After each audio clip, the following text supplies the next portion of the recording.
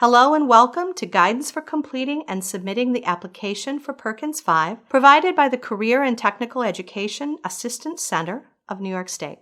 Perkins V is the informal name for the Strengthening Career and Technical Education for the 21st Century Act, which took effect in 2019 and replaced the Carl D. Perkins Career and Technical Education Act of 2006, commonly referred to as Perkins IV. Perkins V provides $1.2 billion in federal funding annually for career and technical education at the secondary and post-secondary levels. If you haven't already, I would encourage you to view the new grant officer training, which can be found at the website provided.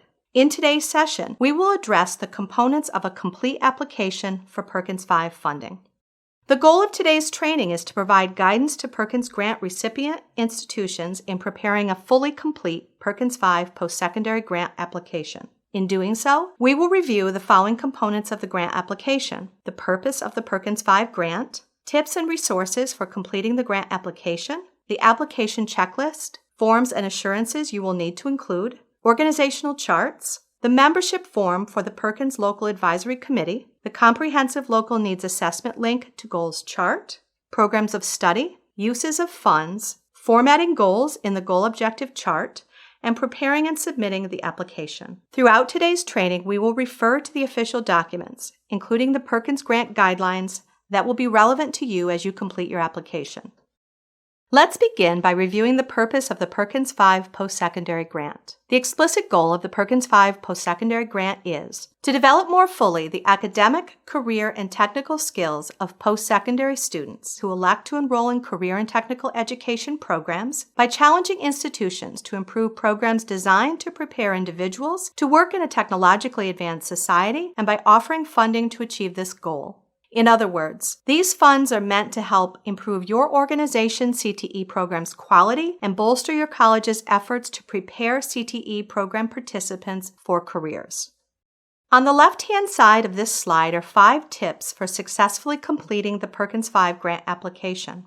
First, your application must be fully completed to be considered for funding. Please note that a completed application includes goals, activities, and expenditures that are aligned with the institutional needs as determined by the Comprehensive Local Needs Assessment. Additionally, the maximum number of goals is 5. The first goal must be related to serving students with disabilities. Applications with more than 5 goals will be returned for revisions. You should download and save a copy of the application before completing it. The application should be completed in the saved Word document. While you are completing your application, you should not alter or delete any portion of the application. Doing so will result in an incomplete application. Finally, note that the application has no page limit. On the right-hand side of the slide is a list of the materials and resources you will need to complete the application. Links are provided for the web page with the overview of the Perkins program, the Word version of the grant application, a PDF of the guidelines document for the Perkins Grant program, a PDF of the guidelines document for the Comprehensive Local Needs Assessment. Keep your institution's most recent Comprehensive Local Needs Assessment at hand for easy reference. The application itself contains detailed instructions for its completion. The application checklist must be submitted as part of the application. It will serve as the table of contents. You will see that the items are numbered 1 through 15 and a corresponding page number, where appropriate, is listed. When your application is complete, remember to update the page numbers. When all 15 items have been completed, then your application is ready for submission. The highlighted items in the checklist are those that we will discuss in this training. A separate training will specifically discuss the completion of the FS10 and the budget narrative. These next slides address the 6 necessary forms and assurances that must be completed and submitted as part of the application. Those 6 required forms and assurances are the Grant Application Information Form, the Attestation of Compliance, the Designated Signatory Form, the Management Plan Form, the Membership Form for the Perkins Local Advisory Council, and your Organizational Chart. The first 3 items are the Grant Application Information Form, the Attestation of Compliance, and the Designated Signatory Form. For the first form, the Grant Application Information Form, you will enter the institution name and contact information for the Perkins Grant officer and the institution's president. For the attestation of compliance, The president or CEO of your organization will sign a document assuring that your organization agrees to comply with the Perkins V guidelines and comply with the statements within the grant guidelines, specifically the conditions and requirements of accepting Perkins funding, the statement of assurances, and assurances and certifications for federal program funds. Finally, the designated signatory form provides the names of people the president or CEO of your organization has designated as having the authority to sign Perkins documents if the president or CEO is unavailable. Please note that the attestation of compliance and the designated signatory form must be signed with an original signature in blue ink. Item 4 is the management plan form. This form designates a person or persons who will be responsible for the management of the Perkins Grant if the current grant officer is unable to continue in their role. The management plan form details who will take temporary responsibility for the grant until a new grant officer is named and provides a detailed description of the process and timelines for appointing the new grant officer. Please note that applicants must provide a detailed narrative description of the process, timelines, and plan the institution will use to find a long-term replacement grant officer. Relevant details include whether internal or external candidates will be considered, how the search will be conducted, and when a new grant officer will be hired. Finally, this form must contain the name, title, and responsibilities of all program administrators. We are going to skip now to item 14, the organizational chart. This document will be placed at the end of the application. The reason we are including this information here is because references to the organizational chart are made in the grant application under the Management Plan Form section. We don't want you to overlook it. You must submit an internal or institutional organizational chart that depicts the Perkins Grant officer reporting to at least one high-level academic officer, such as the president, provost, academic vice president, or vice provost. If you are applying as a consortium, you will need to comply with additional requirements. First, consortium applicants should include an organizational chart that shows reporting lines for the consortium partners to the primary recipient institution. Secondly, you must submit memorandums of understanding with your application. These will be submitted as item 15 of the application package. Please note that all institutions must submit MOUs with the application. The MOUs required between the members of consortium applicants are in addition to the standard MOUs required of all applicants. On this slide, we will discuss item 5, the membership form for the Perkins Local Advisory Council. As a Perkins Grant recipient, you are required to establish and maintain a Perkins Local Advisory Council. The council must meet at least twice a year, fall and spring, and must have at least 10 members. The primary goal of the Perkins Local Advisory Council is to review data and information to ensure that the CTE programs offered at the institution address current and anticipated workforce needs and provide recommendations how the institution may better align programs to meet these needs. The Advisory Council members must include local business or workforce representatives in career and technical education fields in which your institution offers programs. Department chairs, faculty, or other appropriate representatives from the institution that offer those programs must also be included. The 10 core members of this council must come from these two groups. Other additional members of the Advisory Council may include special populations such as individuals with disabilities, individuals from economically disadvantaged families, including low-income youth and adults, individuals preparing for non-traditional fields, single parents, including single pregnant women, out-of-workforce individuals, English learners, homeless individuals, youth who are in or have aged out of the foster care system, or youth with a parent who is a member of the armed forces or on active duty, representatives of the local Workforce Development Board, faculty members from other institutions in CTE fields, students, labor organizations. Ideally, the institution's local advisory council will include members of as many of these groups as possible, in addition to the core 10 members. The membership form lists the following information: names and other pertinent information, including the group they represent, dates, attendance, and minutes of the last 2 council meetings. These will be submitted as item number 12 in the application. Local Advisory Council meeting dates for the upcoming year, at least 2, one in the spring and one in the fall of the upcoming year, and tentative agendas for the next 2 meetings. These will be submitted as item number 13 in the application. Item 6 in the application is the Comprehensive Local Needs Assessment Link to Goals chart. Let's begin on the right side with a review of the Comprehensive Local Needs Assessment, which is a key step in the Perkins process. Every second year, eligible institutions must complete a Comprehensive Local Needs Assessment, or CLNA, to identify needs and gaps to improve program quality and address students' needs. Once you have identified your gaps and needs, you will develop your program goals, up to 5.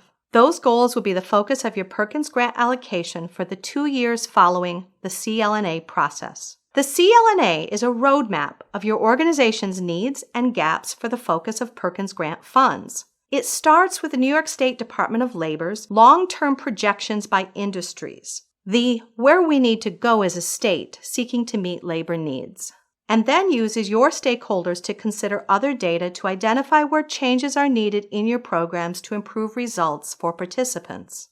On the left are the items and steps necessary to complete the CLNA Link to Goals chart. This item should be completed using the results of your institution's latest Comprehensive Local Needs Assessment. Specifically, you will need to reference the needs identified in Chart 8 of the CLNA. You will need to determine priorities and identify whether each will be addressed in grant year 1 or 2. Keep in mind that programs with the most need should be addressed in one or more of the Perkins-funded goals unless the institution or another funding source will support the programs. Additionally, you must demonstrate how other sources of funding sufficiently address programs' needs to justify spending Perkins funds on the next most important needs. This is a key part of the section, so make sure to address it thoroughly. This is Chart 8 from the Comprehensive Local Needs Assessment. The second column contains the needs identified, which are pulled directly from the CLNA tabs. You should then take the needs from this chart to determine the Perkins program goals, ensuring that the goals are aligned to the core indicators of success, 1P1, 2P1, and 3P1. In other words, Chart 8 from the Comprehensive Local Needs Assessment identifies the highest areas of need. Your institution should develop specific goals for the Perkins Grant based on those needs. Implementing those goals to address the identified needs then becomes the focus of the Perkins Grant allocation over the next 2 grant years. This slide summarizes the 3 core indicators of performance. The application as a whole must address all 3 core indicators of performance. A key point to remember is that while not every goal or objective needs to address all of the indicators, each of the 3 indicators must be addressed within one or more goals. The indicators feed directly into identifying gaps, the gaps feed into setting goals, and goals determine what funding can be requested and allocated to address those goals. The first indicator is 1P1, Postsecondary Retention and Placement. The percentage of CTE concentrators who, during the second quarter after program completion, remain enrolled in postsecondary education are in advanced training, military service, or a service program that receives assistance under Title I of the National and Community Service Act of 1990, are volunteers as described in Section 5A of the Peace Corps Act, or are placed or retained in employment. This indicator requires you to report the percentage of these concentrators who are still enrolled in your institution or otherwise enrolled in post-secondary education, in other advanced training, military service, or a service program as defined by the National and Community Service Act of 1990. In other words, which students are continuing their education, receiving job training, serving in the military, or working in a recognized service program like AmeriCorps in the second quarter since their most recent program completion in your organization. This indicator is based on the most recent credit hours in these Perkins programs. It involves continuous monitoring. It is not one and done. The second indicator is 2P1, Earned Recognized Postsecondary Credential. The percentage of CTE concentrators who received a recognized postsecondary credential during participation in or within 1 year of program completion. A recognized postsecondary credential is defined in the Workforce Innovation and Opportunities Act as a credential consisting of an industry-recognized certificate or certification, a certificate of completion of an apprenticeship, a license recognized by the state or federal government, or an associate or baccalaureate degree. Please note, A student gets counted under this indicator whether the student obtains the credential during participation or within 1 year of completion, meaning that the student would be counted if the student obtains the credential in the 1 year following that student's completion of the program. The third core indicator is 3P1, non-traditional program enrollment. The percentage of CTE concentrators in career and technical education programs and programs of study that lead to non-traditional fields. Non-traditional fields in Perkins V means occupations or fields of work for which individuals from one gender comprise less than 25% of the individuals employed in each such occupation or field of work. Finally, 3P1 is the percentage of CTE concentrators in a non-traditional field program who are of an underrepresented gender. An example would be of men in a nursing program. As previously mentioned, the results of the Comprehensive Local Needs Assessment must be used to set the Perkins V Postsecondary Grant goals. Your institution will be asked to propose up to a maximum of 5 goals. These goals must improve program quality and student performance and increase access or opportunities for special populations. Goal 1 must address how the institution will devote at least 5% of its total allocation to serving career and technical education students with disabilities. We are not looking at students with disabilities generally. Rather, we are looking at their performance within the approved Perkins CTE programs at your institution. The goals should be based on the needs identified in the Comprehensive Local Needs Assessment, as well as what your institution can achieve. This means that your goals should be unique to needs of your career and technical education programs and the needs of your region. Goals must be comprehensive and cohesive, and all activities must work together towards measurable objectives. Goals must be concrete, measurable, and precise, and you must have a central organizational drive towards which all activities and expenditures within that goal work. Each goal may have numerous objectives that are ambitious, realistic, and attainable. Those objectives must be measurable and describe the specific program-level improvements to be achieved. For example, improve the nursing program's retention rate from 85% to 90%. Goals also need current data points. Applicants should provide data from the most recent year to show current performance. For example, in the 2022 grant year, the nursing program retained 85 out of 100 students for a rate of 85%. Finally, goals require aspirational data points. For example, for the 2023 grant year, the nursing program aims to retain 90 students out of 100 for a new retention rate of 90%. All core indicators of success must be addressed in at least one goal. Goals may address more than one core indicator, but that is not required. On page 13 of the Perkins Comprehensive Local Needs Assessment Guidance document, created by the Career and Technical Education Assistance Center of New York, you will find a list of questions that can assist you in setting your goals. Your institution considered these questions during the CLNA process and responded to them. Please connect your application content to the answers your institution developed and provided in the CLNA.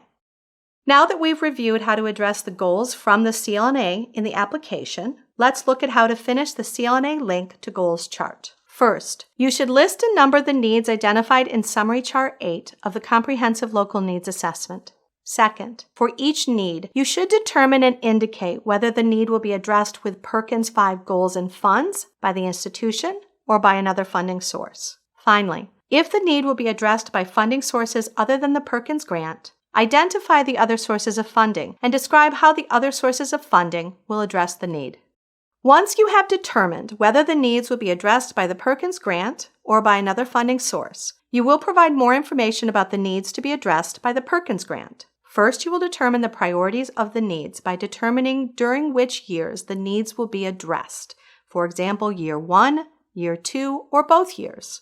Next, you will create and list the Perkins program goal to address each need. Then, group the like needs together to create one overarching goal. Number each Perkins program goal from 1 to a maximum of 5, remembering that Goal 1 must address students with disabilities. Keep in mind, the goal title should concisely indicate the primary objective and/or activity of the goal. For example, improving tutoring services for the veterinary technician program. Goal activities may supplement, but not supplant, and not duplicate services. All activities and expenditures planned for the grant year must be evaluated within that grant year.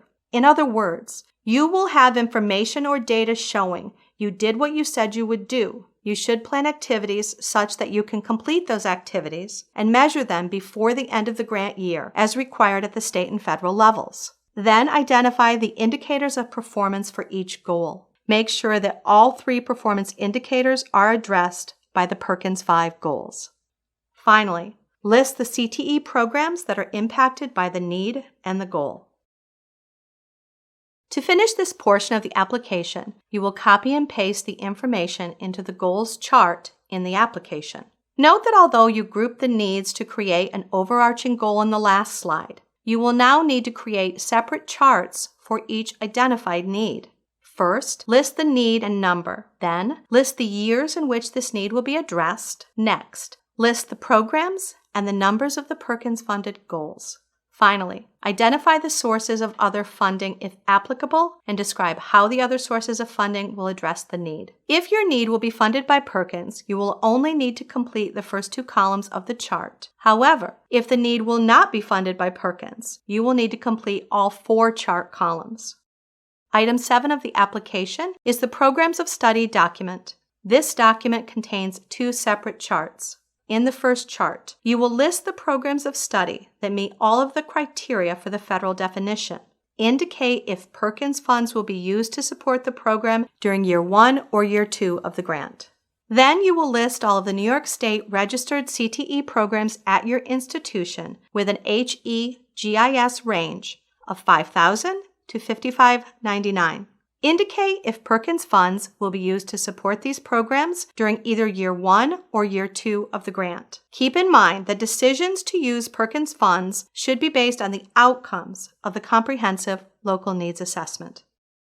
Item 8 of the application is uses of funds. Here you will provide narrative responses directly into the application document. There are 7 different prompts, and you will need to respond to each prompt completely. To do so, you should consider the results of the Comprehensive Local Needs Assessment, the advice and input from your local advisory council, the information you entered in Item 6, the Comprehensive Local Needs Assessment link to goals chart of the application, and outcomes related to collaboration and coordination with external agencies such as workforce representatives, approved one-stop delivery systems, local providers of education, training and services, and/or community-based organizations. Perkins V is very specific about which expenses are eligible for funding. Provide career exploration and career development activities through an organized, systematic framework designed to aid students before enrolling and while participating in a CTE program in making informed plans and decisions about future education and career opportunities and programs of study. Provide professional development for faculty, administrators, specialized instructional support personnel, career guidance and academic counselors, or paraprofessionals. Provide within CTE the skills necessary to pursue high-skill, high-wage, or in-demand industry sectors or occupations. Support integration of academic skills into CTE programs and programs of study to support CTE participants at the post-secondary level in achieving academic skills. Plan and carry out elements that support the implementation of CTE programs and programs of study and that result in increasing student achievement on performance indicators. Develop and implement evaluations of the activities carried out with funds under this part, including evaluations necessary to complete the Comprehensive Local Needs Assessment and the local report. Applicants are not required to address all 6 uses of funds. However, funds can only be expended for the uses outlined above. Let's spend some time reviewing the format of the Perkins goals. Keep in mind that you will identify your program's gaps and needs through the Comprehensive Local Needs Assessment process. Once you have identified your gaps and needs, you will develop your 5 program goals to address the needs and gaps identified. Those goals will be the focus of your Perkins Grant allocation for the 2 years following the Comprehensive Local Needs Assessment process. The Comprehensive Local Needs Assessment is sort of a roadmap of your organization's needs and gaps for the focus of the Perkins Grant funds. It starts with the New York State Department of Labor long-term projections by industry, the where we need to go as a state seeking to meet labor needs, and then uses your stakeholders to consider other data to identify where changes are needed in your programs to improve results for participants. These understandings then lead to your program goals. Applicants must complete a goal format for each goal and a goal objective chart within the goal format. To recap, let's look at all the key concepts around goals. Applicants may have a maximum of 5 goals. These goals must improve program quality and student performance and increase access or opportunities for special populations. Goal 1 must address how the institution will devote at least 5% of total allocation to serving CTE students with disabilities. When developing goals, focus on what your institution can achieve as determined by the needs identified and current data from your comprehensive local needs assessment. Goals must be concrete, measurable, precise, comprehensive, and cohesive. All goal activities must work together towards measurable objectives. Each goal must have a central organizational drive or theme towards which all of the activities and expenditures related to that goal will work. Each individual goal must address at least one of the 3 core indicators of performance. 1P1, post-secondary retention and placement, 2P1, earning of post-secondary credentials, and 3P1, non-traditional program enrollment. Together, the goals must address all 3 of these core indicators. To complete the goals section, copy and paste the 9 items on pages 13 through 17 of the official application into the goal format section of your application. If you have 5 goals, you should have 5 goal formats. For each goal, you will include institution or consortium name, goal number out of the total number of goals, goal titles. Keep in mind that goal titles should concisely indicate the primary objective or title. For example, improve the nursing program's retention rate. Goal directors' names and contact information. For item number 5, the goal narrative, be sure to identify each individual CTE program the goal will address. Do not list the programs in general categories such as health field programs. This comes directly from item number 6 in the Comprehensive Local Needs Assessment link to the goals chart. Explain the rationale for addressing these programs based on the results of the Comprehensive Local Needs Assessment. The programs that will be targeted should match what is listed in item number 6, the Comprehensive Local Needs Assessment link to the goals chart. Provide the projected number of CTE students the goal will serve. List the core indicators of performance the goal will address.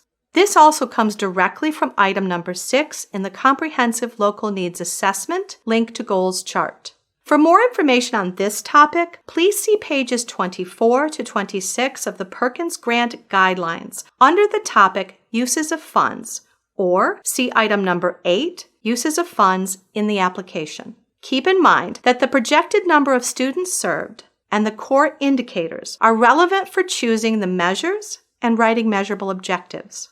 Identify which uses of funds this goal will include. You should select just the uses of funds for this goal, and you are not required to address all 6 uses of funds. Finally, describe any coordination with external agencies, such as workforce representatives. Item number 6 in the goal formats is completing the goal objectives chart. For each goal, you will need to write measurable objectives that directly support the goal. Each goal may have numerous objectives, but each objective should be ambitious, realistic, and attainable. Here are 3 tips for writing measurable objectives. First, consider your comprehensive local needs assessment. Use CLNA data to identify program needs and gaps. This is the best data to measure outcomes. What are your starting points for each student subgroup and program? Where do you want to be in 2 years of the grant? When and how often is progress measured? Each semester, each grant year, or some other interval? How will you know if the improvement target is achieved? What are your outcome measures expressed as a number and a percentage? Second, determine baselines and benchmarks. You should determine the programs and student populations not meeting targets to establish the program baselines. These can be found in CLNA Data Chart 3. Consider the gaps where you are now and where you need to be at the end of the 2-year grant. These are your benchmarks. Break them down in measurable steps along the way. Remember that each goal should address one or more of the 3 core indicators of performance, 1P1, 2P1, or 3P1. Finally, be specific. What are realistic, ambitious, and reasonable objectives to achieve? Specify student populations and the specific programs. Targets and benchmarks need to close the gap and still be attainable. The total number of students identified and served through the objectives should be sufficient to justify the funds budgeted.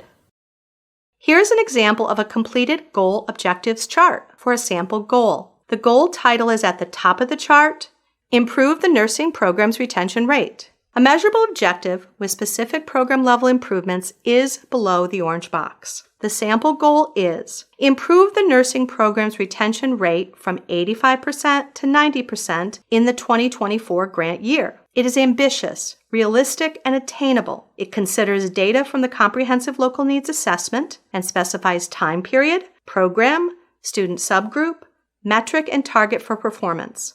It also references one of the core performance indicators.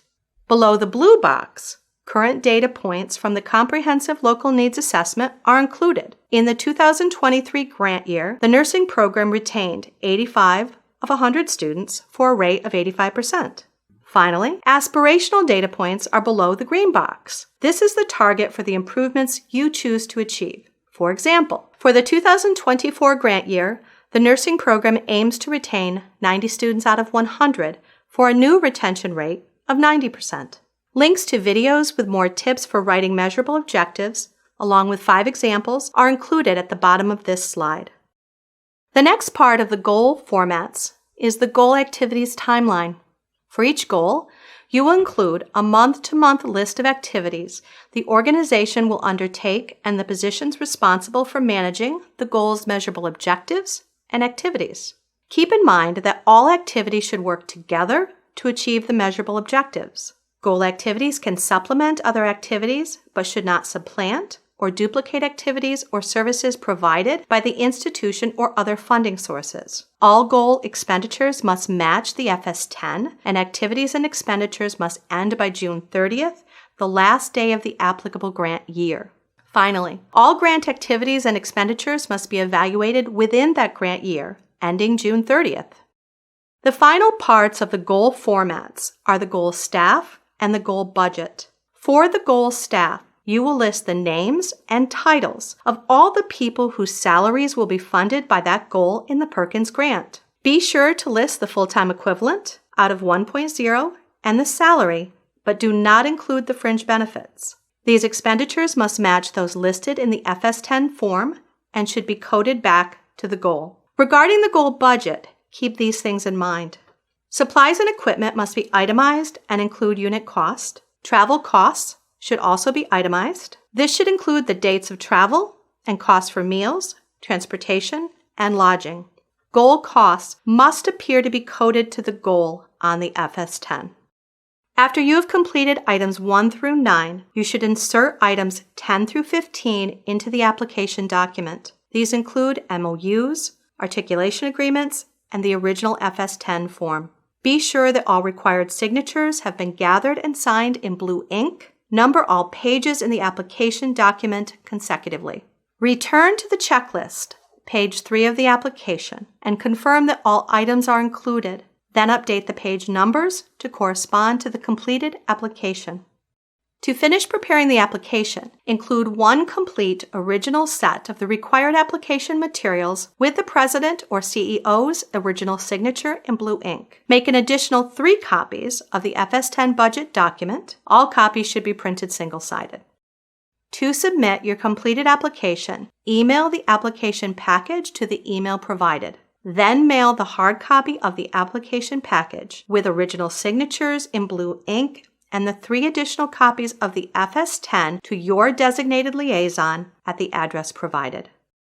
We have included links to key documents here, including the forms you must complete and official guidance. If you have multiple people in your institution working on this application, please ensure that the documents you submit are all in the current year's formatting. If you have questions, the New York State Education Department's Office of Postsecondary Access, Support, and Success can help.